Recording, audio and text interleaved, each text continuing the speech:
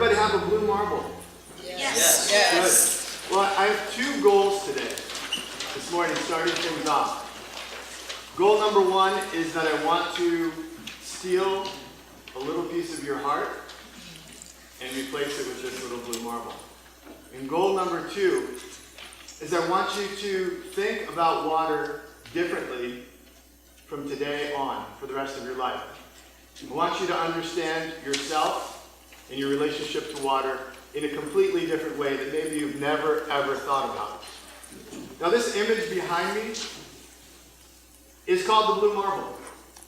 40 years ago, NASA astronauts took this photograph from space. And it was the first image, it was the first time we'd ever seen ourselves completely from that distance. The first time, imagine that, 40 years ago.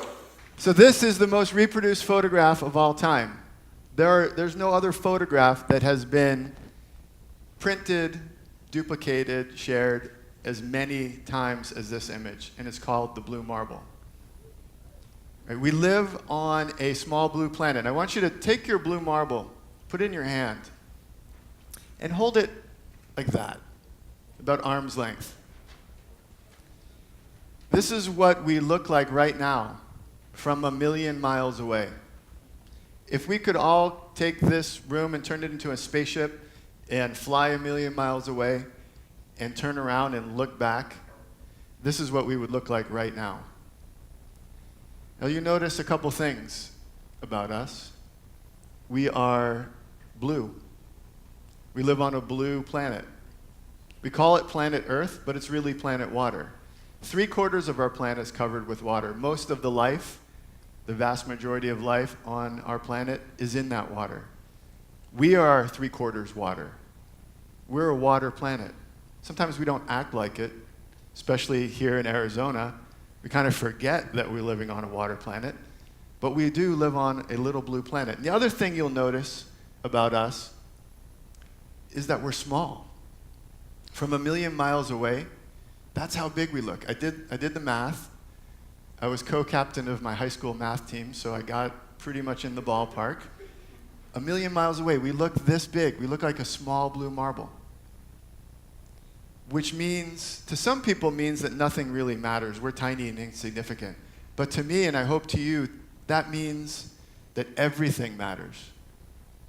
Every single thing you do matters. To our future, to our present, to the people around us, to the people yet to come on this little blue planet. Everything we do matters. And that's the theme of this gathering, is that we consider our future together, because that's it. That's what we get. As far as we know, there's not another blue marble that we can jump onto. Now we're looking, we're searching the universe for Earth-like planets. And it's pretty likely that we're going to find some nice ones. But chances are you and I won't be able to live on them. So in the meantime, we need to think very carefully about how we live on this one. And remember that perspective from 1,000,000 miles away. Now take your blue marble and pull it near to your eye, all the way up to your eye. Don't quite touch your eyeball. And look at that bright light up there, right through your blue marble. What do you see inside your blue marble? Sometimes kids see sea turtles. Sometimes sharks and dolphins. As we get older, we see plankton. We see bacteria, bubbles, waves. It kind of feels like you're underwater. When was the last time you were underwater?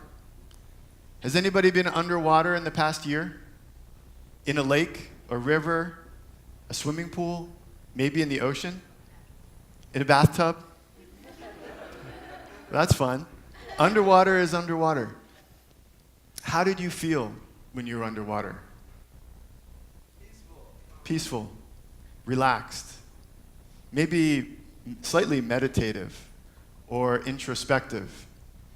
Maybe a little claustrophobic. Some people are afraid of water. What we don't often think about are all the cognitive services and cognitive benefits that we get when we're near water, when we're in water, when we're listening to the sound of water, when we're underneath the water, whether it's in the bathtub or scuba diving. our brains become different than when we're on dry land. And as you fly over Phoenix and you look down, you begin to notice that where there's water, people have gathered. Sometimes there are man-made rivers and lakes where the water has been gathered, and people gather around those. They build their homes. The homes that are closest to the water, they pay a little more. The hotel rooms that look out on the water all over the world cost a little more. Coastal real estate is worth more. And it's because we get these cognitive benefits. Some people call them spiritual. Some people, like neuroscientists, refer to the emotional and cognitive changes. But we feel something different when we're near water. And we don't often appreciate that feeling because in the past it's been considered unscientific to talk about feelings.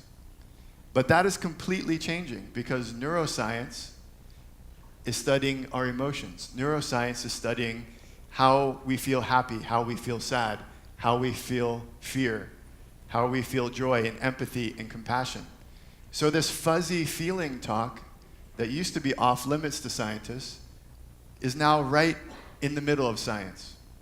And as a marine biologist, an oceanographer, I'm interested in taking it and applying it to the water world and better understanding our relationship with our water planet through the cognitive sciences. So now I want you, every time you see water, whether it's in a glass, in a water fountain, coming out of your shower, in your bathtub, in a hot tub, in a swimming pool, the salt river, when in fact it has water in it, the Central Arizona Project, which always has water in it, the lakes, and if you're lucky to be at the ocean. I want you to think about how water makes you feel, how it makes you feel better. Perhaps it makes you feel more creative. Perhaps it helps you calm down. So these TED conferences seem to be all about red. The X is red. This big dot that I'm standing on is red. We rush to get here, and that's kind of a red moment. You know, we scramble to get in the door and start on time to get the technology to work, and those are kind of red moments. But these minutes are blue. I want you to take a big, deep breath and think of our little blue marble. Now take it and hold it out once again. Have another look at it. And bring it close. And put it in the middle of your forehead. If everybody does this, we all look silly. So we look silly together. And I want you to think of someone in your life who takes care of others, who takes care of our little blue planet. Just imagine them. You probably can think of lots of people. Maybe some of them are here in this room.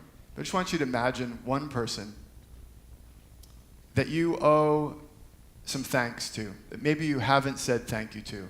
Maybe someone that would feel really good if you went up to them and said thank you. And just imagine that person. And now take your blue marble and I put it on your heart. And now I want you to see yourself walking up to them, standing in front of them, taking your blue marble out of your pocket, looking them in the eye, and saying thank you to them for what they're doing for our planet, for our little blue planet. And taking your blue marble and putting it in their hand. And authentically and from the heart, sharing some gratitude. Because the one thing we have on our side to build a better future, to fix what we've already broken on this little blue marble, one thing is gratitude. And we don't use it nearly enough. As environmentalists, as people who care about the natural world, as conservationists, we're oftentimes sharing fear. We sometimes feel guilty. And we have a lot of information, a lot of data. But fear and guilt and data don't win the hearts and minds of people. Some people might be attracted to fear and guilt and data, but most people aren't. And when they see us coming, they maybe cross to the other side of the street. They don't want to They don't want to talk about anymore the bad news, what's going on in the world, what needs to be fixed, what people are doing wrong. So let's try gratitude. So I'm sharing this small token of gratitude with you to say thank you for coming today.